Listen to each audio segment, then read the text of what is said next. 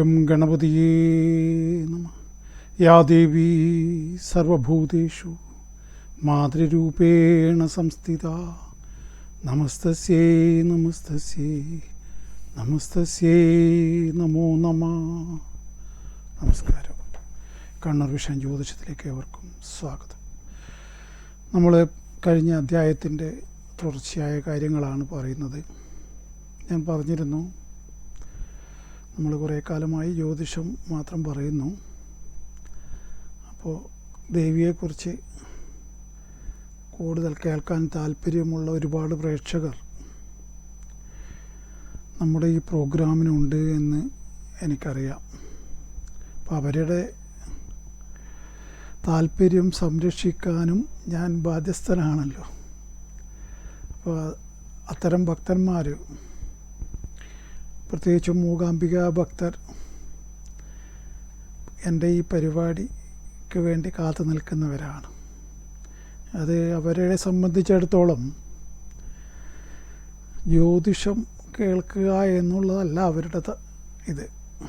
അതിൻ്റെ ഇടയിൽ ഞാൻ ദേവിയെക്കുറിച്ച് പറയുമല്ലോ, അത് കേൾക്കാനാണ് അവർ താല്പര്യത്തോടു കൂടി ഇരിക്കുന്നത്. അപ്പോൾ അത് ഞാനും മനസ്സിലാക്കിയിട്ടുണ്ട്. അവർ തന്നെയാണ് നേരിട്ട് വന്ന് എൻ്റെ കയ്യിൽ നിന്നും മന്ത്രവും മറ്റും ചൊല്ലേണ്ട രീതികളും, അല്ലെ ചിലരൊക്കെ ഗുരുപദേശപ്രകാരം തന്നെ ദീക്ഷ വാങ്ങിച്ചു പോകുന്നു. അതൊക്കെ ഈ ഭക്തന്മാരിൽപ്പെട്ടവരാണ്. പ്രത്യേകിച്ച് ഞാൻ പറഞ്ഞ മൂകാംബിക ഭക്തർ, ദേവി ഭക്തന്മാരാണെങ്കിൽ അവർ മൂകാംബികയിൽ എത്തിയിരിക്കുമെന്നാണ്. ഏത് എന്താണ് കൗളത്തിലായിക്കോട്ടെ, അല്ലെങ്കിൽ സമയാചാരിയാവട്ടെ, കൗളാചാരിയാവട്ടെ, ഏത് തരം ദേവി വിഷയത്തിൽ പലതരത്തിലും ഉണ്ടല്ലോ. അപ്പോൾ അത് ഏത് വ്യക്തിയായാലും ഈ പറയുന്ന മൂകാംബികയിൽ എത്താതിരിക്കില്ല. കാരണം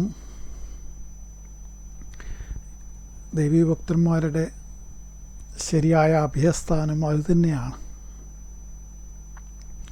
എങ്ങനെയാണോ ഇസ്ലാം മതവിശ്വാസിക്ക് മക്ക, അല്ലെങ്കിൽ ക്രിസ്തീയ വിശ്വാസികൾക്ക് റോം എങ്ങനെയാണോ, മാർപ്പാപ്പ ഇരിക്കുന്ന റോമുണ്ടല്ലോ, ആ സ്ഥലങ്ങളെ പോലെ തന്നെ ദേവീഭക്തർക്ക് പ്രാധാന്യമുള്ള സ്ഥലമാണ് മൂകാംബിക ക്ഷേത്രം.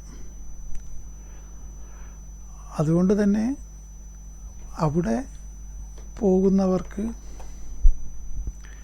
എന്തെന്നില്ലാത്ത അതിശയകരമായ അനുഭവങ്ങളും മറ്റൊക്കെ ഉണ്ടാവും.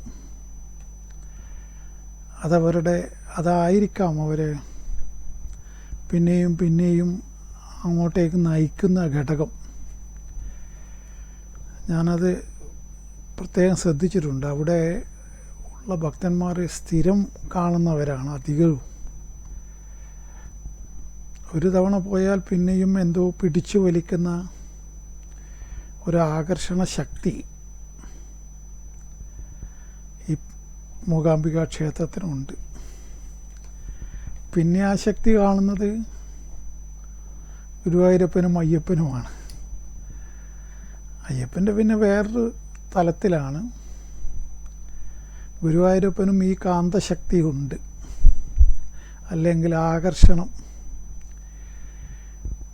തന്നിലേക്ക് പിടിച്ചടുപ്പിക്കുന്ന ഭക്തരെ അങ്ങനൊരു രീതിയുണ്ട്.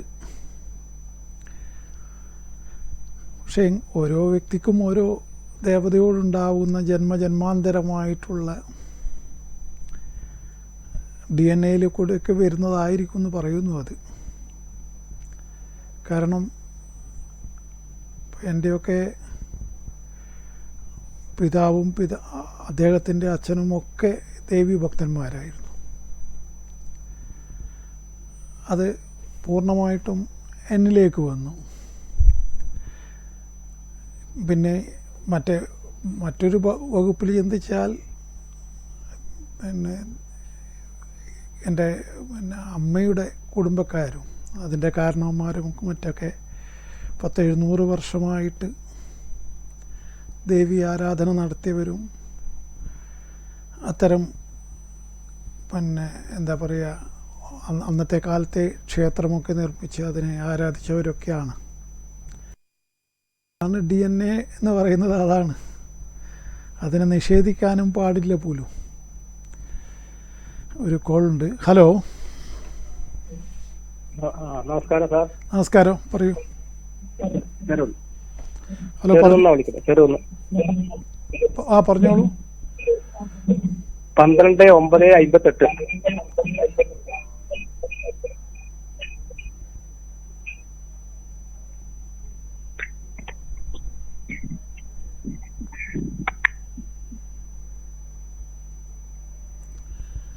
സമയം പറയൂ. സമയം രാവിലെ 4:46.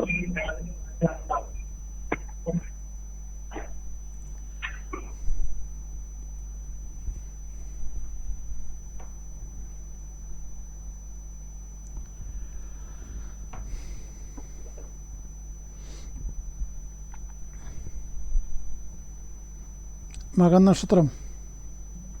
അതെ അതെ, മകനക്ഷത്രം. നിങ്ങൾ തന്നെയല്ലേ? എന്റെ തന്നെയാണ്. എന്താണ് അറിയേണ്ട വിഷയം? പറയൂ. അല്ല, എങ്ങനെ ഇനിയുള്ള ജീവിതം എങ്ങനെ ഭാര്യയും മക്കളെല്ലായിട്ട് എങ്ങനെ പോകുന്നില്ലോ എന്ന് അറിയാൻ വേണ്ടി. അല്ല, ഇപ്പം നടക്കുന്നത് രാഹുദശയാണെന്ന് അറിയാമല്ലോ. അറിയാം അറിയാം. രാഹു തീരാൻ വേണ്ടി പോവുകയാണ്. ഇനി 2-3 മാസം കൂടിയേ ഉള്ളൂ. ഇനി അത് കഴിഞ്ഞാൽ പിന്നെ ശരിക്കും പറഞ്ഞാൽ ദശാസന്ധി ദോഷം ഉള്ള സമയമാണിത്. അതുകൊണ്ട് തന്നെ വളരെയേറെ ശ്രദ്ധിച്ചു പോകേണ്ട ഒരു സമയം കൂടിയാണ്. അത് പ്രത്യേകിച്ചും വ്യാഴം അഷ്ടമാധിപനായതുകൊണ്ട് അതിൻ്റെ സ്വാപഹാരം കഴിയുന്നവരെയും ശ്രദ്ധിക്കണം. 2 കൊല്ലം. അപ്പം ഹൃദയ സംബന്ധമായ രോഗങ്ങൾ വരാനുള്ള സാധ്യതയുണ്ട്. അത് നിസ്സാരമായി കാണരുത്. നടക്കുമ്പോഴൊക്കെ കിതപ്പൊക്കെ ഉണ്ടെങ്കിൽ അത് ഡോക്ടറെ കണ്ട് എക്കോ ഒക്കെ എടുത്ത് നോക്കണം. ഇപ്പൊ നോക്കി, ഒരാഴ്ച മുമ്പ് ഫുൾ ബോഡി ചെക്കപ്പ് ചെയ്തു. എല്ലാം ക്ലിയർ ആണോ? എല്ലാം ക്ലിയർ ആണ്. ശരി, നന്നായിരിക്കട്ടെ. അല്ല, നമ്മളിപ്പോ ഇനി നമ്മൾ ശ്രദ്ധിക്കേണ്ട കാര്യങ്ങൾ പറഞ്ഞു തരണമല്ലോ. നിങ്ങൾ നോക്കിയെങ്കിൽ പിന്നെ അത് വിഷയമാക്കണ്ട.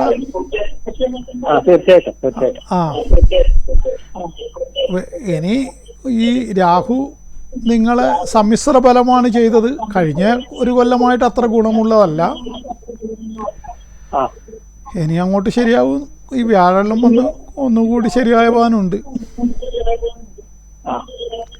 എന്തോ സാമ്പത്തികമായിട്ട് വലിയ ബുദ്ധിമുട്ടൊന്നും വരാനുള്ള സാധ്യതയൊന്നുമില്ല. സാമ്പത്തികമായിട്ട് അങ്ങനെ നിങ്ങൾക്ക് അങ്ങനെ വരില്ല എന്ന് തന്നെ പറയാം. അങ്ങനെ തന്നെയല്ലേ നിങ്ങളുടെ ബലവും. അത് ഏത് മോശം കാലത്തും അങ്ങനെ തന്നെയാണ് അതിന്റെ ഫലം. അപ്പൊ അതുകൊണ്ട് ബാക്കിയുള്ള കാര്യത്തിൽ ഇടയ്ക്കിടയ്ക്ക് അലട്ട് വരും, മനസ്സിനൊക്കെ അലട്ട് വരും. എന്തെങ്കിലും ഇങ്ങനെ ഒരു ടെൻഷനൊക്കെ അടിക്കും. അതൊക്കെ അല്ലാതെ മറ്റ് വേറെ വിഷയങ്ങളൊന്നും. ഭാര്യ മക്കളെന്നൊക്കെ അതെന്താണ് ഇപ്പൊ അങ്ങനെ ഒരു ചോദിക്കുന്നത്? അതിനെന്താണ് ഇപ്പൊ ഇവിടെ കുഴപ്പം?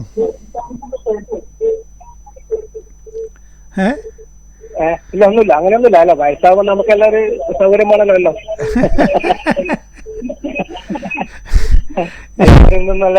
ഇത്രയും കാലം ഒരു പ്രശ്നമില്ലാതെ ഇനിയിപ്പോ നാളെ ഉണ്ടാവുമോ? ഇല്ലല്ലോ. ഉണ്ടാവുന്നതാണെങ്കിൽ അത് ചെറുപ്പത്തിലല്ലേ ഉണ്ടാവുക. പ്രശ്നമില്ലാന്നുള്ള ആത്മവിശ്വാസമുണ്ട്. പിന്നെന്താണ്? ഇനി പണ്ടാരെ പറഞ്ഞാൽ ഒണ്ടന വണ്ടിയായിട്ടാണോ ഇനി അടികൂടുന്നത്? അടികൂടുന്നെങ്കിൽ ചെറുപ്പത്തിൽ അടികൂടില്ലേ? പിന്നെ ഞാൻ ഒരു വീടിന്റെ നിർമ്മാണം തുടങ്ങിയിട്ടുണ്ട്. അതിന്റെ പൂർത്തിയാകുന്ന സാധ്യതകളുണ്ടോ?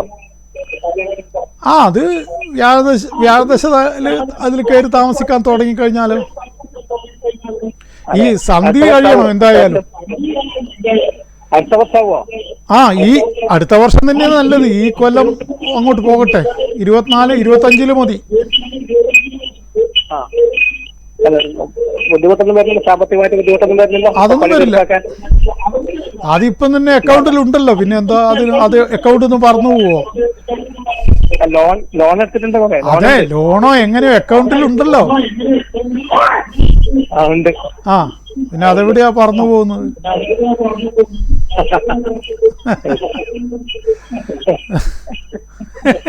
അക്കൗണ്ടിൽ പൈസ വിട്ട് വെച്ചിട്ട് എന്നോടാണോ കളിക്കുന്നത്? അക്കൗണ്ടിലത് ഡെബിറ്റ് ബാലൻസ് ആണ്. ആവട്ടെ ആവട്ടെ ആവട്ടെ, നമ്മള് വീടെടുക്കാൻ നമുക്ക് വേണ്ടത് പണമാണല്ലോ. അല്ല, ഒന്ന് ചോദിച്ചോട്ടെ, ഓ, ലോൺ ലോൺ ലോൺ ധൈര്യത്തിൽ എടുക്കാറുണ്ട്, പക്ഷെ അത് വീട്ടാന്റെ സാഹചര്യം ഉണ്ടാവുമല്ലോ. അതൊക്കെ ഉണ്ടാവും. അതെ, പൈസന്റെ കാര്യത്തിൽ നിങ്ങൾക്ക് അങ്ങനെ വലിയ പ്രതിസന്ധി വരില്ല. അതെവിടുന്നോ വരും, വന്നു ചേരും. ആയിക്കോട്ടെ, ഓക്കെ, ശരി. ആ, ഓക്കെ ഓക്കെ, ശരി, താങ്ക് യു. അപ്പോൾ ഞാൻ പറഞ്ഞത്, പിന്നെ ഈ ദേവിയുടെ 11-ാം അധ്യായത്തിൻ്റെ പ്രാധാന്യം കഴിഞ്ഞ തവണ തന്നെ ഞാൻ പറഞ്ഞതാണ്. 11-ാം അധ്യായം എത്രയോ ആളുകൾ നിത്യപാരായണത്തിനായിട്ട് ഉപയോഗിക്കുന്നുണ്ട്. ആ ഒറ്റ സംഗതി കൊണ്ട് തന്നെ ദേവി അനുഗ്രഹം നേടിയെടുക്കാനും കഴിയുമെന്നാണ് പറയപ്പെടുന്നത്. കാരണം അത്രമാത്രം മഹത്വമുള്ള ഒരധ്യായമാണത്. ദേവി മാഹാത്മ്യം എന്ന ഗ്രന്ഥം തന്നെ അതിമഹത്തരമായതാണ്. അതിൽ മഹത്തരത്തിൽ മഹത്തരം, എന്താ നബിയെ കൊണ്ടൊക്കെ പറഞ്ഞില്ല, മാനവരിൽ മഹോന്നതൻ എന്നൊക്കെ പറയും. ഇസ്ലാം മതവിശ്വാസികൾ വിശേഷിപ്പിക്കുന്നത് അങ്ങനെയാണ്, മാനവരിൽ മഹോന്നതൻ. അതേപോലെ മഹത്തരത്തിൽ മഹത്തരം, അതാണ് ഈ അധ്യായം. അപ്പോൾ അതേ മറ്റുള്ള വിശുദ്ധ ഗ്രന്ഥങ്ങൾക്കൊക്കെ ഓരോ മതവിശ്വാസികളും കൊടുത്തു പോരുന്ന പ്രാധാന്യം ദേവീ ഭക്തരെ സംബന്ധിച്ചിടത്തോളം ഈ ഗ്രന്ഥത്തിനുമുണ്ട്, അതേപോലെ ഈ അധ്യായത്തിനുമുണ്ട്. പക്ഷെ ഇതിനെക്കുറിച്ചൊക്കെ വ്യക്തമായ ധാരണയുള്ള ആളുകൾ വളരെ കുറവാണെന്നുള്ളതാണ് സത്യം. പിന്നെ ഇത് കുറച്ച് കടുത്ത സംസ്കൃതത്തിലുള്ള ഇതായതുകൊണ്ട് പലർക്കും ഇത് ചൊല്ലുമ്പോഴൊക്കെ തെറ്റിപ്പോകുമോ എന്നുള്ള ഭയമൊക്കെ ഉണ്ട്. അതൊരു വസ്തുതയാണ് താനും. കാരണം ഈ പരമാവധി തെറ്റുകൂടാതെ ചൊല്ലാൻ ഈ ഗ്രന്ഥത്തിൽ തന്നെ നിഷ്കർഷിക്കുന്നുണ്ട്. അങ്ങനെ വൃത്രപ്രാണഹരേ എന്ന് പറയേണ്ടതിന് പകരം പുത്രപ്രാണഹരേ എന്ന് ചൊല്ലിയവന് മകൻ മരിച്ചുപോയി എന്നൊക്കെ കഥയുണ്ട്. ഭാര്യാം രക്ഷതു ഭൈരവി എന്ന് പറയേണ്ടതിന് പകരം ഭാര്യാം ഭക്ഷതു ഭൈരവി എന്ന് തെറ്റായി ചൊല്ലിയിട്ട് ഭാര്യ ഇല്ലാതായിപ്പോയ കഥയൊക്കെ ഉണ്ട്. ഒക്കെ കഥകളാണ്, നേരിട്ട് കണ്ടിട്ടോ ഒന്നുമില്ല. പക്ഷെ പൊതുവെ ആ പറയുന്നതിനെ അതിനെ ഗൗരവത്തിൽ എടുക്കാൻ വേണ്ടിയാണ് ആയിരിക്കാം. അതായത് നിങ്ങൾ ഇത് അക്ഷരങ്ങൾ തെറ്റുകൂടാതെ ചൊല്ലണം എന്ന് ഭക്തന്മാർ ഓർമ്മിപ്പിക്കാനായിരിക്കാം ഇത്തരം കഥകളൊക്കെ ഉണ്ടാക്കിയത്, അല്ലെങ്കിൽ പറഞ്ഞു വെച്ചത്. സംഭവിച്ചോ ഇല്ലയോ എന്നുള്ള അവിടെ നിൽക്കട്ടെ. കാരണം ഒരു അക്ഷരം തെറ്റിപ്പോയതിനൊന്നും ദേവി ഇങ്ങനെ കൊന്നുകളയുന്നൊന്നും എനിക്ക് വിശ്വാസമില്ല. ഞാൻ അറിയുന്ന ദേവി വളരെ ഹൃദയവിശാലതയുള്ള ദേവിയാണ്. ദേവിയെ എന്നാലാവുന്ന മട്ടിൽ ഞാൻ മനസ്സിലാക്കാൻ ശ്രമിച്ചിട്ടുണ്ട്. ഇപ്പോഴൊക്കെ എല്ലാ കാര്യങ്ങളും ഞാൻ മുമ്പോട്ട് കൊണ്ടുപോകുന്നത് ദേവിയുടെ നിർദ്ദേശപ്രകാരമാണ്. അതെങ്ങനെയാണ് ദേവി എനിക്ക് നിർദ്ദേശങ്ങൾ തരുന്നത് എന്നുള്ള കാര്യം ഞാൻ പറഞ്ഞിട്ടുണ്ടല്ലോ, എനിക്കത് വെളിവാക്കാൻ അധികാരമില്ല. അത് ഞാനും ദേവിയും തമ്മിലുള്ള ഉടമ്പടിയാണ്. ഏത് മറ്റേ പത്രത്തിൻ്റെ ഉടമ്പടിയല്ല, എന്തോ ഒരു ഉടമ്പടി ഉണ്ടല്ലോ, എന്താ പത്രത്തിൻ്റെ പേര് മറന്നുപോയി. അപ്പോൾ അതേപോലെ പത്രം അരച്ച് കുടിക്കുന്ന പരിപാടിയൊക്കെ ഉണ്ടല്ലോ, ഉടമ്പടി. ആ പരിപാടിയല്ല, മറിച്ച് ഒരു ദേവിയും ഞാനും തമ്മിൽ ഒരു ഉടമ്പടി ഉണ്ട്. ആ ഉടമ്പടി പ്രകാരം എനിക്ക് എന്താണോ നല്ലത്, ഞാൻ എന്താണ് ചെയ്യേണ്ടത് എന്ന കാര്യങ്ങളിലൊക്കെ ദേവി എനിക്ക് മാർഗനിർദ്ദേശങ്ങൾ തരാറുണ്ട്. ഗൈഡ് ലൈൻസ് എന്ന് പറയുന്ന, ഇംഗ്ലീഷിൽ പറയുന്ന ആ പരിപാടി. അത് പ്രകാരമാണ് ഞാൻ എൻ്റെ ജീവിതം കഴിഞ്ഞ പ്രത്യേകിച്ചിട്ടും 5-10 കൊല്ലമായിട്ട് അങ്ങനെയാണ്. അതിന് മുമ്പേ അത്ര ശക്തി ഉണ്ടായിരുന്നില്ല. നമ്മളെ ഉപാസനയുടെ ഇത് കൂടി വരുമ്പോൾ ആണ് ഇത് സംഭവിക്കുക. അത് ആ ലെവലിൽ എത്തിയ ഉപാസകന്മാർ എത്ര പേര് എൻ്റെ പരിപാടി കാണുന്നുണ്ട് എന്നെനിക്കറിയില്ല. അവർക്ക് ഞാൻ പറയുന്നത് ഉൾക്കൊള്ളാൻ പറ്റും. ചെറിയ ക്ഷേത്ര ദർശനമൊക്കെ നടത്തുന്നൊരു ഭക്തന് ഇതെന്തോ ഇയാൾ ബ്ലണ്ടർ അടിക്കുന്നു എന്ന് തോന്നാം. അവിശ്വാസിയായ ഒരാളെ സംബന്ധിച്ചിടത്തോളം ചിലപ്പോൾ എന്നെ ഒരു തട്ടിപ്പുകാരനായിട്ടോ അല്ലെങ്കിൽ പച്ചക്കളവ് പറയുന്നവനായിട്ടോ ഒക്കെ അയാൾ ചിന്തിച്ചേക്കാം. ഇതിനൊന്നും ഞാൻ ഉത്തരവാദിയല്ല. നമുക്ക് എന്താണ് ബെന്യാമിൻ പറഞ്ഞത് തന്നെയാണ് ഞാൻ ആവർത്തിക്കുന്നത്. അതായത് നമ്മൾ അനുഭവിക്കാത്ത ജീവിതമൊക്കെ മറ്റുള്ളവർക്കൊരു കെട്ടുകഥ മാത്രമാണ്. അവരനുഭവിക്കാതെ, നമ്മളനുഭവിച്ചതും അവരനുഭവിക്കാത്തതുമായ നമ്മളെ ജീവിതത്തെക്കുറിച്ച് നമ്മൾ പറയുമ്പോൾ അവർക്കത് കെട്ടുകഥയായിട്ട് തോന്നാം. അങ്ങനെയാണ് നമുക്ക് ഓരോരുത്തരുടെ ജീവിതവും അവരവരല്ലേ അവരെ ജീവിതം അനുഭവിച്ച് തീർക്കുന്നത്. മറ്റേയാൾക്ക് അത് ഒരിക്കലും മനസ്സിലാക്കാനാവില്ലല്ലോ. അപ്പോൾ ഇപ്പം എന്നെപ്പോലുള്ളൊരു വ്യക്തിയൊക്കെ ബെന്യാമിൻ പറഞ്ഞ പോലെ ഞാനൊക്കെ എൻ്റെ ജീവിതകഥ പറയുമ്പോൾ കെട്ടുകഥയാണ് എന്ന് മറ്റുള്ളവർക്ക് ആരോപിച്ചേക്കാം. അതിന് ഞാൻ ഉത്തരവാദിയല്ല. അതാണ് അതിൻ്റെ സത്യം. ഒരു കോളുണ്ട്. ഹലോ ഹലോ ഹലോ, എവിടെ നിന്നാണ് വിളിക്കുന്നത്? പയ്യന്നൂരാണ്. പയ്യന്നൂരിന്ന് പറഞ്ഞോളൂ. 5/10/2005 7:37 AM.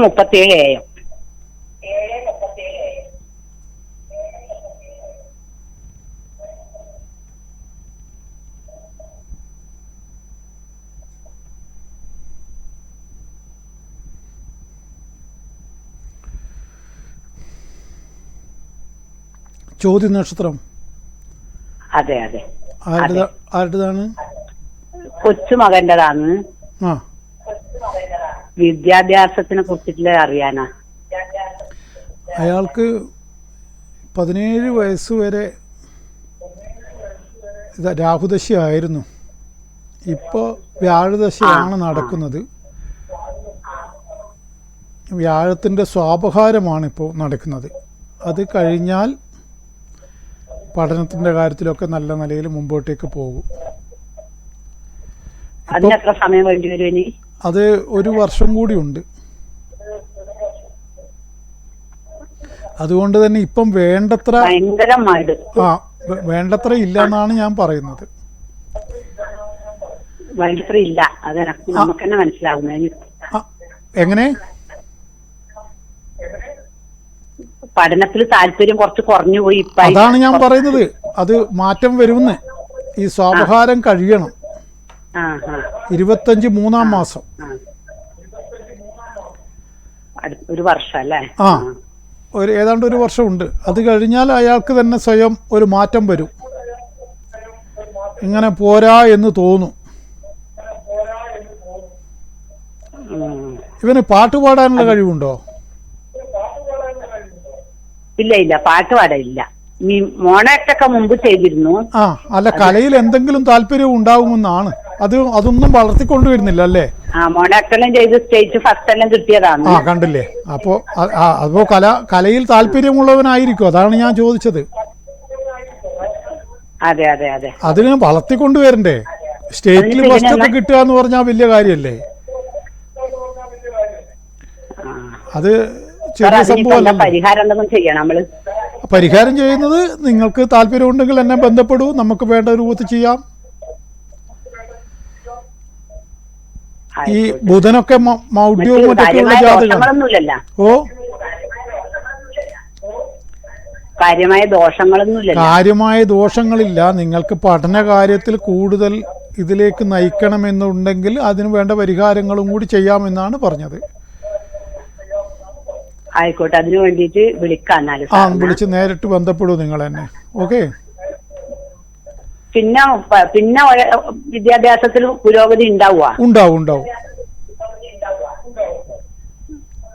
തീർച്ചയായിട്ടും ഉണ്ടാവും.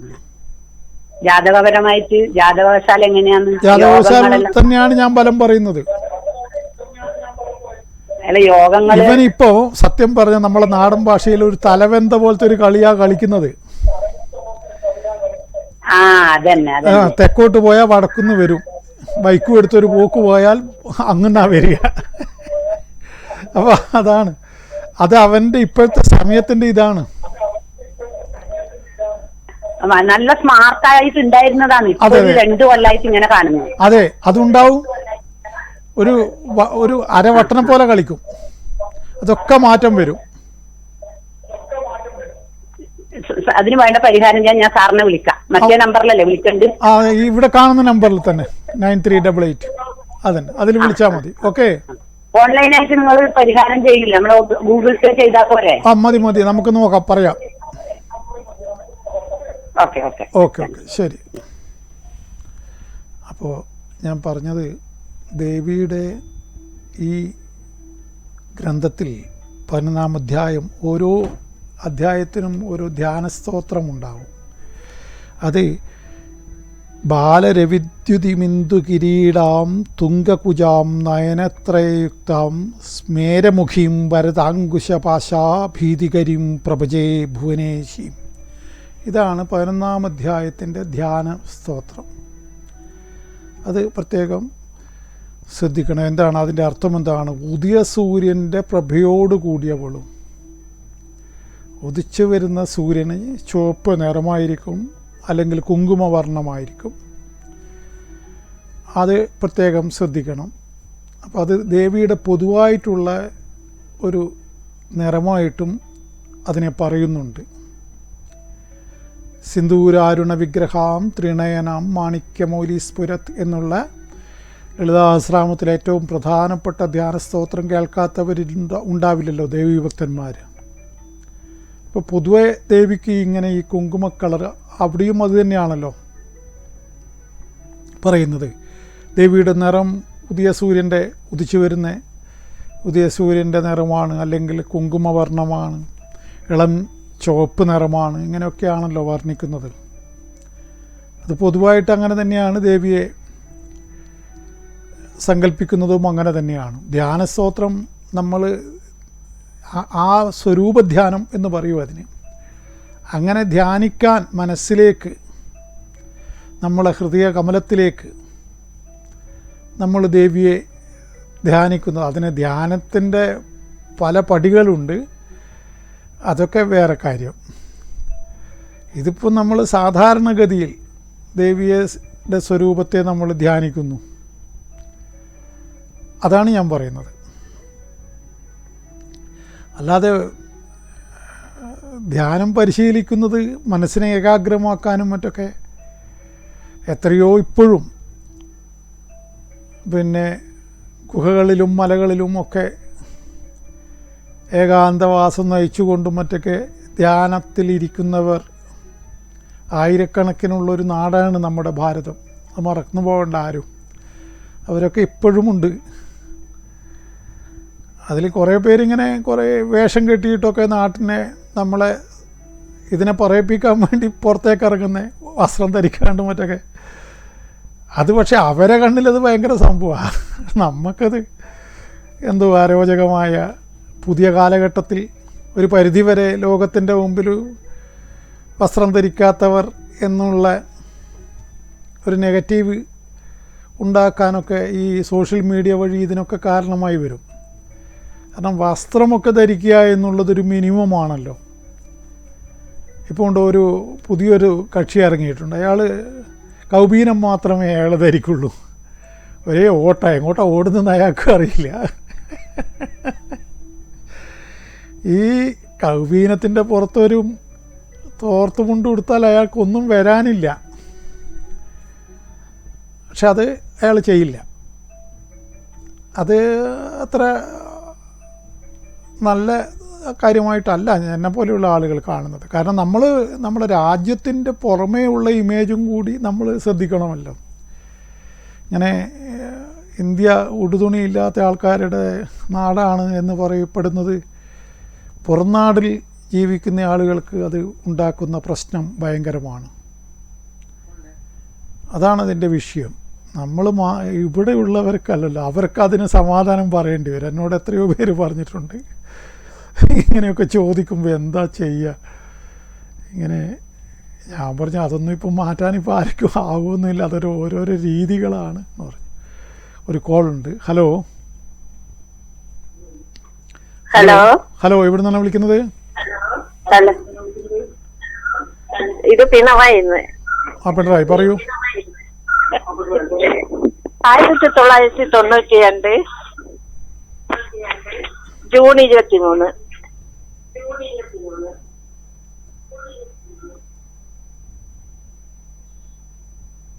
വൈകുന്നേരം 4:40.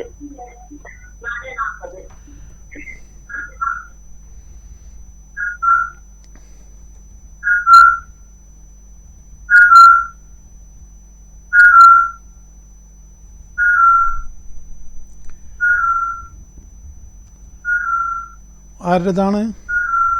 ഇത് മകന്റേതാണ്. പൂരട്ടാതി? അല്ല, ഉത്പത്താതി. 22/6/92 പറഞ്ഞത്?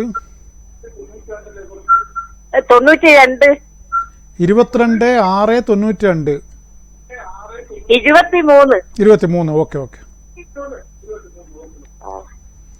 ഉത്രട്ടാതി. എന്താണ് അറിയേണ്ട വിഷയം പറയൂ. കല്യാണത്തെ സംബന്ധിച്ച് കുറച്ച് വിഷമം തന്നെയാണ്. അഷ്ടമത്തിലെ കേതുവിൻ്റെ ദശയാണ്, ഒപ്പം ഏഴരശനി നടക്കുന്ന സമയമാണ്. കുറച്ച് തടസ്സങ്ങൾ തന്നെയാണ് കാണുന്നത്. കുറേ ആയോ പെണ്ണ് നോക്കുന്നത്? നോക്കുന്നില്ല ഇപ്പൊ.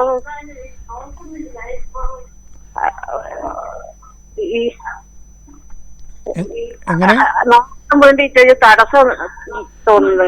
അത് തടസ്സം തന്നെയാണ്. 26 വരെ പ്രത്യേകിച്ചിട്ടും ശുക്രൻ വന്നാൽ ചിലപ്പോൾ ഒരു മാറ്റം വരും. എന്നാലും അപ്പോഴും കുറച്ച് കല്യാണ സംബന്ധമായിട്ട് നല്ല രൂപത്തിലുള്ള തടസ്സങ്ങൾ ഈ ജാതകത്തിലുണ്ട്.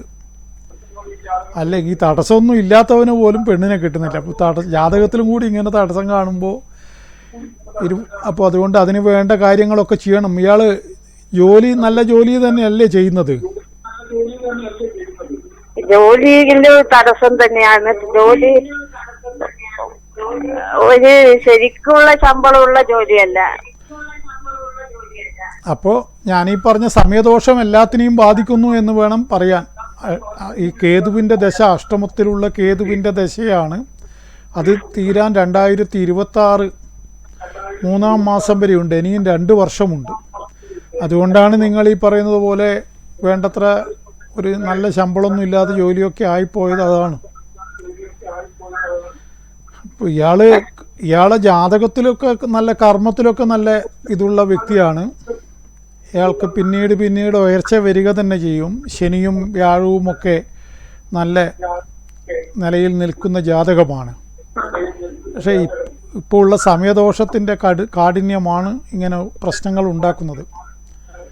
അതിന് വേണ്ട പരിഹാരങ്ങൾ ചെയ്തിട്ട് അതിൻ്റെ കാഠിന്യം കുറക്കുന്നത് നല്ലതാണ്. ഉള്ള പരിഹാരം ചെയ്തു കഴിഞ്ഞാല് അത് ഈ കൊല്ലത്തിലിടക്ക് ശരിയാവും. ഈ 2 കൊല്ലത്തിലിടക്ക് നമുക്ക് അതിനെക്കുറിച്ച് പരിഹാരത്തെക്കുറിച്ച് നമുക്ക് സംസാരിക്കാം. നിങ്ങൾ നേരിട്ട് തന്നെ വിളിച്ച് ബന്ധപ്പെടൂ. അതിന് എന്തെങ്കിലുമൊക്കെ ഉണ്ടാവില്ലേ? അല്ലെങ്കിൽ പിന്നെ ഞാനിങ്ങനെ എത്ര വർഷമായിട്ട് ഞാനിതിങ്ങനെ ചെയ്യുന്നു. ഒരാൾ ഒരേ ഫീൽഡിൽ ഇങ്ങനെ 10-25 കൊല്ലമൊക്കെ പരിഹാരമൊക്കെ ചെയ്യണ്ടെങ്കിൽ അയാൾക്ക് എന്തെങ്കിലും ഉണ്ടാവില്ലേ? അല്ലെങ്കിൽ അത് നിന്നു പോവില്ലേ? അപ്പം നമുക്ക് നോക്കാം. നിങ്ങൾ എന്നെ ബന്ധപ്പെട്ട് നോക്കൂ. ഓക്കെ, അത് വീട്ടില് നിങ്ങൾ ഈ നമ്പറിൽ വിളിക്കൂ എന്നെ ആദ്യം. നിങ്ങൾ ഈ നമ്പറിൽ വിളിച്ചിട്ട് നമുക്ക് സംസാരിക്കാം, എന്നിട്ട് പറയാം. ഓക്കെ, ശരി ശരി. നമ്പർ നോട്ട് ഇത് വെച്ചോളൂ. Okay okay. അപ്പോൾ ഞാൻ പറഞ്ഞത് ദേവിയുടെ ഇതിൻ്റെ ഉദയസൂര്യൻ്റെ പ്രഭയോട് കൂടിയവളും ചന്ദ്രകിരീടം ശിരസിൽ ധരിച്ചിരിക്കുന്നവളും. ദേവിയുടെ ചന്ദ്രക്കലയുമായിട്ട് അത് ശിവനും ദേവിക്കും ഒരേപോലെ ബന്ധങ്ങൾ കാണുന്നു. ചന്ദ്രക്കല, അപ്പോൾ ചന്ദ്രക്കല ധരിച്ചവളും ഉയർന്ന മാറോട് കൂടിയവളും. പൊതുവേ ദേവിയുടെ മാറിടം ഉയർന്നതായിട്ടാണ് സങ്കല്പം. ധ്യാനസ്തോത്രത്തിലെല്ലാം അത് നമുക്ക് കാണാം. അതിൻ്റെ ഇത് പറയുന്നത് സാധാരണ ഒരു സ്ത്രീക്ക് അവളുടെ മക്കളെ മാത്രമേ മുലയൂട്ടേണ്ടതായിട്ടുള്ളൂ എന്നുള്ളതാണ്. ദേവിക്ക് ലോകത്തിലുള്ള എല്ലാം ദേവിയുടെ മക്കളാണ്. അതാണ് എന്നെ എൻ്റെ ആത്മീയ ഗുരു പഠിപ്പിച്ചത്. അതുകൊണ്ടാണ് ദേവിയുടെ മാറിടം ഉയർന്നു നിൽക്കുന്നത്, അതിൻ്റെ ഒരു സിംബോളിക്കായിട്ട്. അപ്പോൾ അത് അങ്ങനെ തന്നെ മനസ്സിലാക്കുക. കൊടുങ്ങല്ലൂരമ്മയുടെ വിഗ്രഹമൊക്കെ കാണുമ്പോൾ നിങ്ങൾക്കത് ഞാൻ പറയുന്നതിൻ്റെ പൂർണ്ണത മനസ്സിലാവും. 3 കണ്ണുകളുള്ളവളും അതും ഇതിൻ്റെ ധ്യാനസ്തോത്രത്തിൽ അത് പൊതുവേ അത് ലളിതാശ്രാമത്തിൻ്റെ ധ്യാനസ്തോത്രത്തിലും ഉണ്ട്. അപ്പോൾ അത് 3 കണ്ണ്, നമുക്കെല്ലാം 2, ശിവനും ദേവിക്കെല്ലാം 3. അങ്ങനെ വേണമല്ലോ, എന്നാലല്ലേ അതിനൊരു പത്രാസുള്ളൂ. അപ്പോൾ 3 കണ്ണുകൾ, ഒരു കണ്ണ് ഇവിടെയായിട്ടാണ് പറയുന്നത്. അത് പ്രത്യക്ഷത്തിൽ കാണുന്ന കണ്ണാണോ അല്ലെങ്കിൽ ഒരു തൃക്കണ്ണ് പോലെ നമ്മൾ കണ്ടാൽ മതി.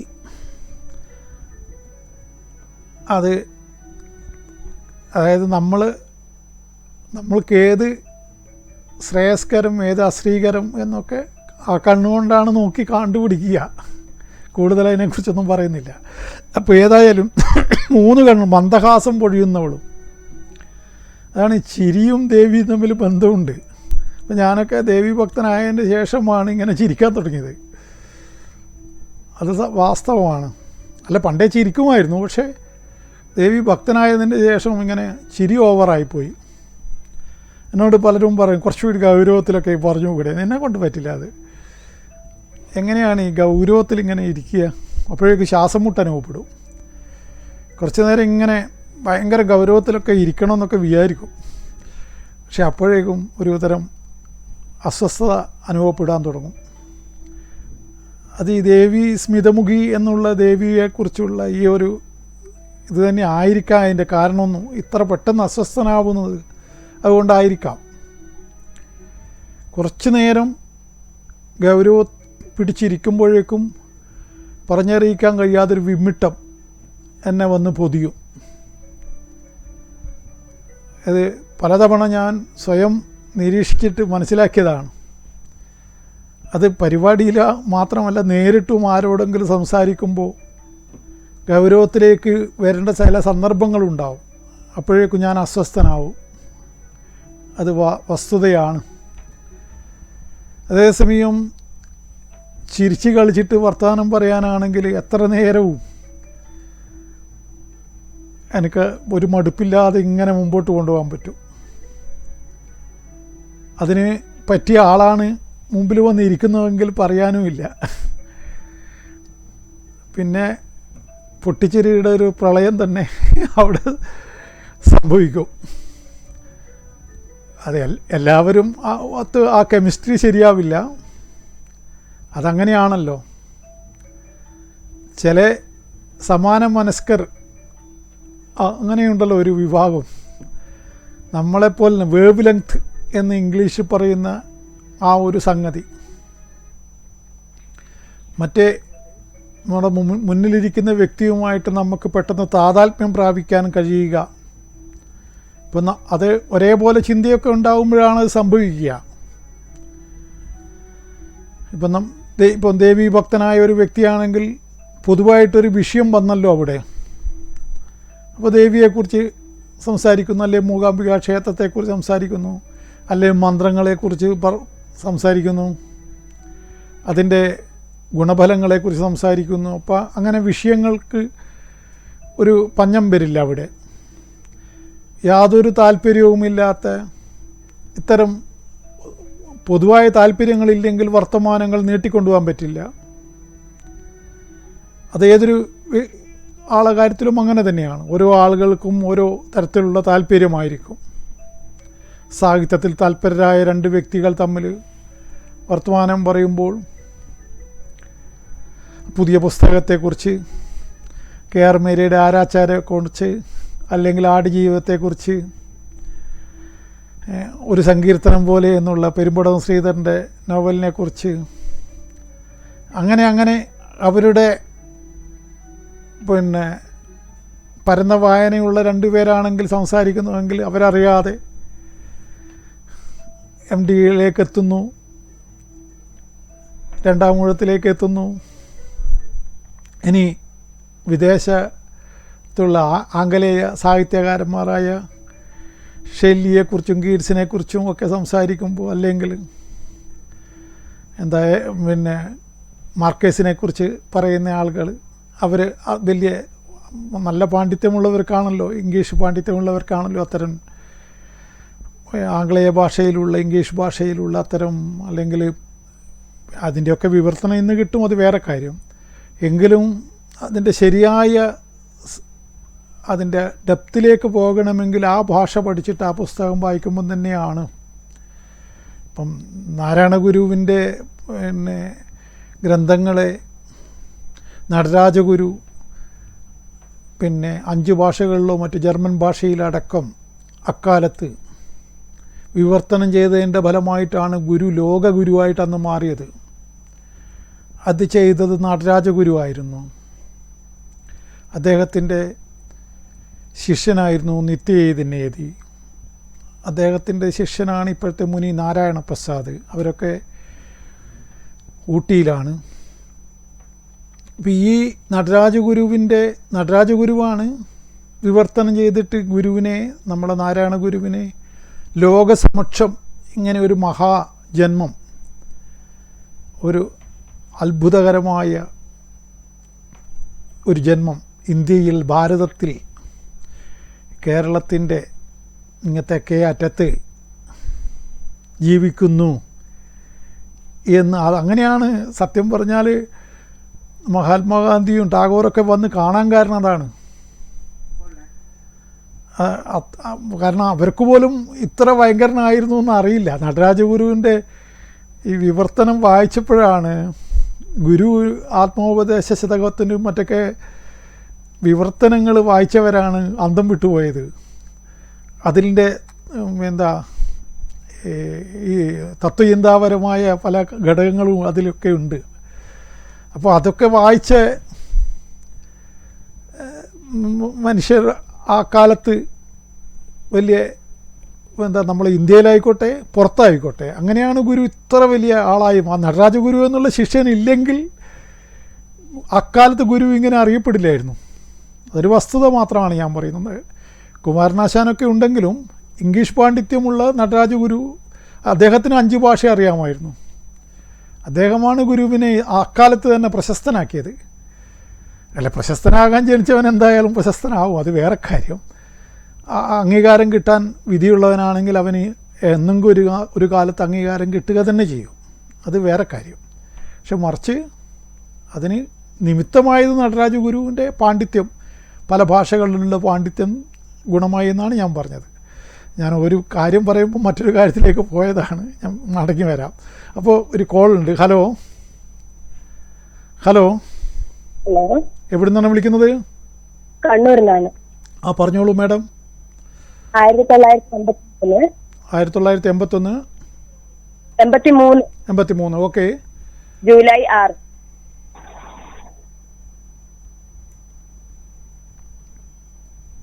സമയം പറയൂ. രാത്രി 1:30.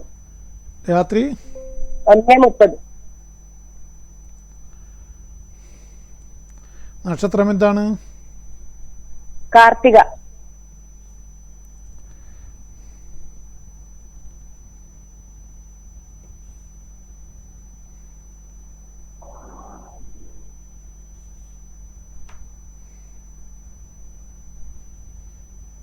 അപ്പോൾ 6-ാം തീയതി കഴിഞ്ഞിട്ട് 7-ാം തീയതി ആവും അല്ലേ?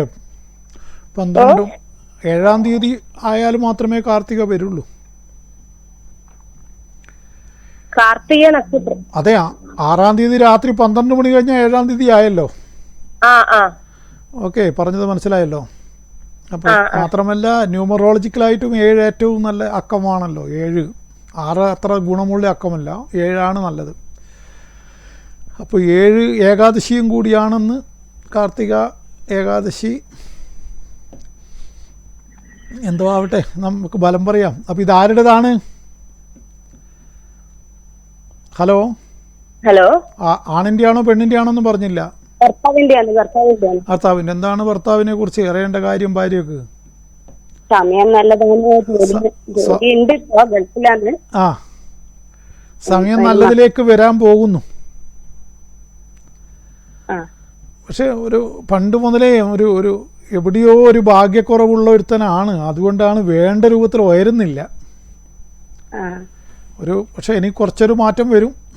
വ്യാഴത്തിൻ്റെ ഇപ്പം തടി കൂടി വരുന്നുണ്ടോ? തടി കൂടുന്നുണ്ടോ അയാളുടെ? ഇല്ല. ശരീരത്തിന് മാറ്റം വന്നോന്നാണ് ഞാൻ ചോദിക്കുന്നത്. ഞാൻ ചോദിച്ചത് മനസ്സിലായില്ലേ? ഹലോ, നിങ്ങളുടെ ഭർത്താവിനെ നിങ്ങളിപ്പോൾ കണ്ടിട്ട് എത്ര കാലമായി?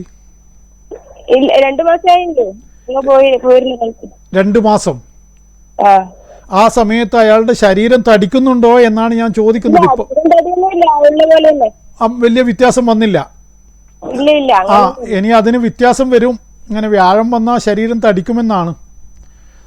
ശരീരം തടിക്കുമ്പോൾ സൂക്ഷിക്കാനും പറയണം. കാരണം തടിച്ചു കഴിഞ്ഞാൽ അതിനോടനുബന്ധിച്ചിട്ട് ഷുഗറും വരാനുള്ള സാധ്യതയുണ്ടാവും. അപ്പോൾ അതുകൊണ്ട് തടി കൂടുന്നുണ്ടെങ്കിൽ ശ്രദ്ധിക്കാൻ പറയണം. ആ നിലവിലുള്ള തടി അങ്ങനെ തന്നെ കൊണ്ടുപോകാൻ പറയണം. തടിക്കുന്ന അത്ര നല്ലതൊന്നുമല്ല. തടി കാണാൻ കുറച്ച് ഇതുണ്ടാവുന്നല്ലാതെ ആ വ്യക്തിക്ക് അത്ര ഗുണമൊന്നുമല്ല തടി. പിന്നെ ഇനി സാമ്പത്തികമായിട്ടൊക്കെ ചെറിയ വ്യത്യാസങ്ങൾ വരും. പക്ഷേ ഞാൻ പറഞ്ഞല്ലോ, കുറച്ചൊരു ഭാഗ്യഹാനിയുള്ള ഒരു വ്യക്തിയുടെ ജാതകമാണ്. അതിന് വേണ്ട പരിഹാരങ്ങളൊക്കെ ചെയ്യുന്നത് നന്നായിരിക്കും. അത്തരം വിശ്വാസങ്ങളൊക്കെ ഉണ്ടോ ഈ കക്ഷിക്ക്? വിശ്വാസം കുറച്ച് കമ്മിയല്ലേ? എന്നാ മിണ്ടണ്ട, ഒന്നും പറയണ്ട. ഞാനൊന്നും പറഞ്ഞിട്ടില്ല, നിങ്ങളൊന്നും കേട്ടിട്ടുമില്ല. കാരണം ഇത് ഒക്കെ വിശ്വാസമായിട്ട് ബന്ധപ്പെട്ട ഇല്ലാത്തവനോട് പിന്നെ അത് ഉണ്ടാക്കിയെടുത്തിട്ട് പിന്നെ ഇതാക്കാൻ ഞാൻ നിൽക്കാറില്ല. അത് ഉള്ള കാര്യം തുറന്ന് പറയുന്നത് എന്താ, പിന്നെ നിങ്ങളോട് വലിയ കാര്യമാണ്.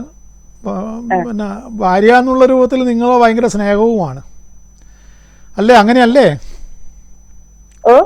നിങ്ങളോട് ഭയങ്കര സ്നേഹമായിട്ടാണ് ഇവിടെ കാണുന്നത് അല്ലേ?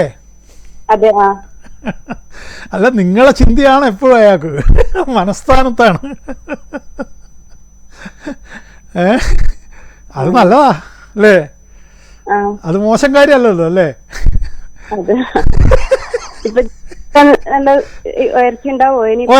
കുറച്ചൊരു മാറ്റം വരും തീർച്ചയായിട്ടും. 24 9-ാം മാസത്തിന് ശേഷം മാറ്റം വരും. ഈ വർഷം 9-ാം മാസത്തിന് ശേഷം മാറ്റം വരും. ഓണത്തിന് ശേഷം നിങ്ങൾ കുറിച്ച് വെച്ചോളൂ. അയാൾ നിങ്ങളോട് പറയും, പിന്നെ എൻ്റെ ശമ്പളം കൂടിയിട്ടുണ്ടെന്ന് പറയും കേട്ടോ. നിങ്ങളോട് ഈ ഓണത്തിന് ശേഷം അയാൾ പറയും ശമ്പളം കൂടിയ കഥ നിങ്ങളോട് പറയും. കേൾക്കുന്നില്ലേ ഞാൻ പറയുന്നത്?